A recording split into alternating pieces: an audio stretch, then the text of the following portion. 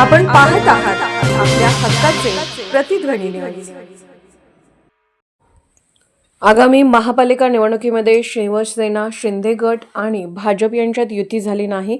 शिवसेनेचे पाटणचे आमदार व मंत्री शंभूराजे देसाई यांनी सांगली येथे पत्रकार परिषद घेऊन सांगली मिरज कुपवाड महापालिका निवडणुकीत शिवसेना जास्तीत जास्त जागा लढवून सत्ता मिळवण्याचा प्रयत्न करेल असे सांगितले। त्याचबरोबर कुणामुळे युती तुटली अथवा याला कोण कारणीभूत आहे याचा वापर निवडणुकीनंतर करून तसेच युती तुटण्यामागील कारणे सुद्धा वरिष्ठ नेते सांगतील असे बोलून त्यांनी प्रश्नाला बगल दिली। आमच्यावरती दबाव टाकायचा प्रश्नच नाही ना आता, कारण आता आम्ही शिवसेना म्हणून लढतोय। युतीत एकत्र लढलो असतो तर दबाव टाकण्याचा विषय येत होता।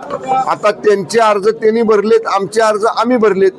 आता नाही महायुती होऊ शकली, त्यामुळं जर आता आम्ही आमचे अर्ज भरून लढतोय तर मग आमच्यावर दबाव टाकायचा प्रश्नच येत नाही। असा कुठलाही दबाव आला तर त्या दबावाला आम्ही बळी पडणार नाही।